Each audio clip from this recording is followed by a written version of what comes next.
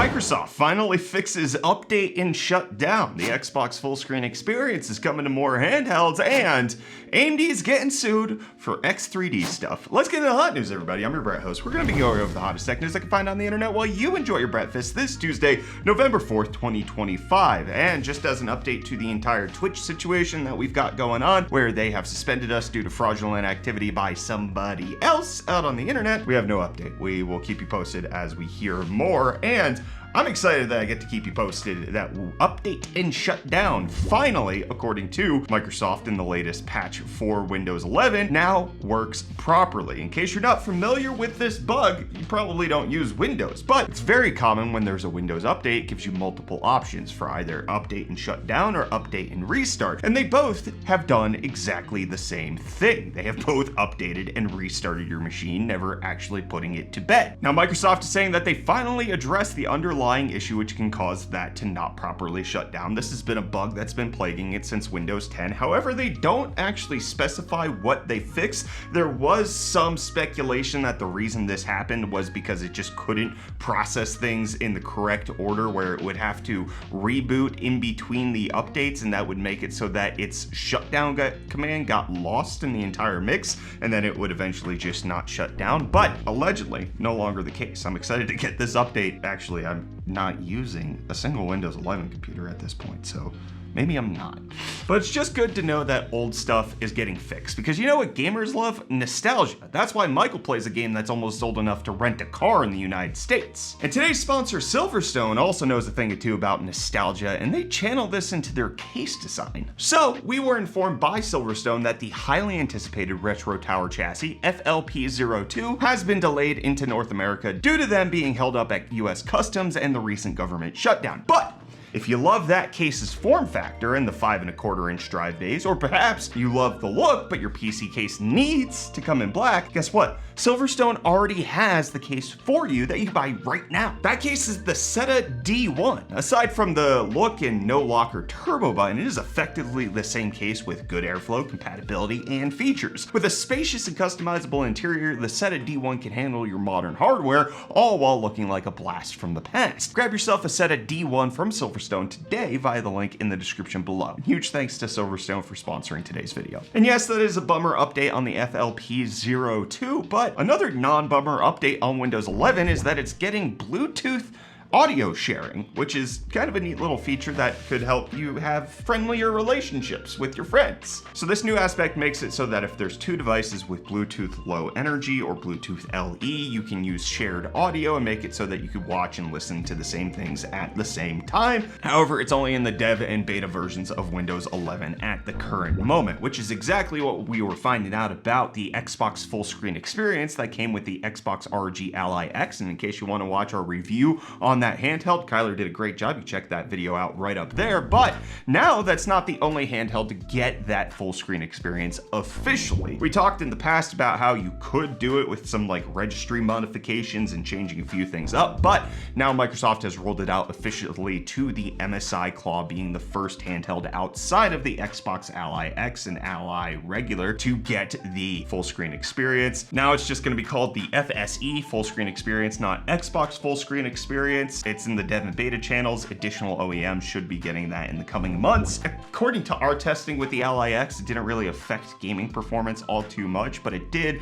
just make it for a much better handheld experience overall. Let me know if you're going to be putting this on any of the gaming devices that you have. Well, Reece lets you know about how you can save some money. Yo, welcome back to UFD Deals, bringing the hottest tech deals out on the internet. And hey, here's your first deal today, starting off with this Razer Death at Essential wired gaming mouse, available for only $16.98, making it $13.01 off. But then next up, we have the HyperX Cloud 3 wired gaming headset, available in this white and pink colorway, discounted at $69.99, making it $30 off. And then lastly, we have the Corsair iQ Titan 360 RX AIO CPU liquid cooler, available in white or black for only $139.99, making it $60 off. And hey, with that, the deals are done. You can find these and more linked in the video description down below. But until next time, I'm gonna hand you off back to this guy for the rest of your art news. Well, Reece, I didn't realize this was the deal with Apple's App Store. They haven't had a website for that thing that didn't just tell you to go to the actual App Store on a Mac. Now, as of 2025, in November, you can go to a website that allows you to discover apps on the web. Apps.apple.com will now allow you to peruse apps to your leisure. You can filter it by which hardware you have, and then it will inevitably take you to the App Store where you can download and install things officially. But it's good to know that there's options coming out from Apple on that stuff, and we're gonna have to see what AMD's options are when it comes to the lawsuit against them for a lot of the technology that is vital in their 3D V-Cache setup. So these X3D chips that you've come to know and love, from the 5800 X3D to the brand newest 9800 X3D, is allegedly affected by this patent lawsuit coming against them because of the bonding methods that are used in there. So the company Idea is suing them for these pieces of tech, saying that AMD makes extensive use of the concepts and that they've greatly contributed to AMD's success. However, that likely won't impact anything in the short term. X3D chips will likely be for sale for the foreseeable future, but it could potentially mean that AMD, if they choose not to settle this and a judge finds that Idea is in the right here, that they could potentially be prohibited from selling their X3D chips until they redesign how they actually work. Now, the likelihood of that happening is not very high, because when you look into who Idea is, they are from TiVo. Yeah, the DVR company that got famous with boomers ages ago had a parent company that spun off what is essentially, according to at least this headline, is a patent troll. So their goal is to use their vast IP acquisitions and then get companies to come to the table and pay them for it. This happened with Twitter back in the day when they rebranded to X, and this lawsuit ended up being settled outside of court, and that might be exactly what happens with AMD here. They find that, oh yeah, you do own this patent for this thing that you actually don't develop, and so you just want us to pay you, and we'll do that to get this to go away. Or if they choose to be principled and not do that, they could find themselves in a similar situation that Intel did in the last few years, where they had exactly this situation and the court ended up siding with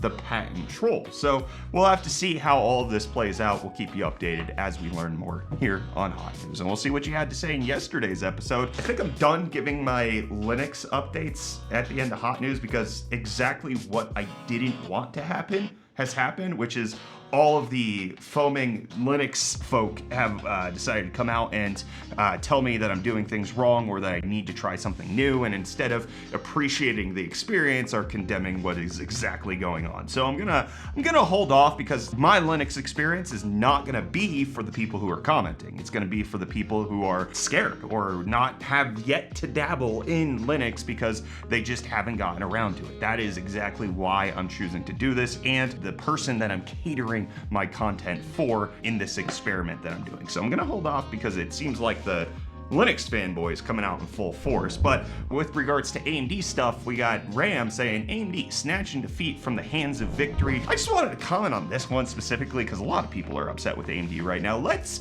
remember, number one, not going to excuse AMD's behavior, because they are a massive company worth $500 billion who is making money hand over feet. They could absolutely spend more money on software development and are choosing not to. That's just plain old wrong. But let's also remember, they're not winning. They have very limited market share in consumer GPUs. They are significantly falling behind NVIDIA. You could say that's because of AI. You could say that's because of what this reason and that, but it's been that way for ages. The 9070 series and 9000 series is not moving the needle enough for it to be so that AMD is actually winning. I mean, their GPUs haven't even been at MSRP, which was one of the reasons why they won this generation, was that, oh, these prices are amazing, but you couldn't get them at those prices. Actually, until just now, the 9070 and 9070 XT are finally, months after launch, starting to pop up at MSRP. But guess what? NVIDIA's GPUs are under MSRP. Last week, Reece had a deal where you could get the 5070 for $100 off for $450. I don't buy the argument that AMD is winning. They weren't snatching a defeat from the hands of victory. They further established their defeat from their sense of competition and just being in the market and people considering them. But then you got people like International Nomad saying in early 2025, my local Best Buy still had a new RX 580 on the shelf, and now AMD wants to pull this BS. You know what? I just found this hilarious because when I left Pittsburgh, my local Best Buy still had 580s on the shelf, the XFX ones. I think they're the GTS models or whatever, and they're selling them for like some absurd amount of money, like almost $200, I think. I might be wrong on the price, but they were in stock on the shelves. being sold next to brand new, recently released products. So, you know, it is kind of funny, but also I don't think we're getting day one gaming updates for the 580 either, even if they are being sold at Best Buy. I think that might be a damning factor on Best Buy's bad inventory management more than it is on AMD's driver system. But yeah, 580 is still readily available out there in case you want to go look for them, and not the 2048 SP versions either. And I'm not going to be available on this episode anymore. I'm going to go work on other things. I'll see you back here for more of the hottest tech news later.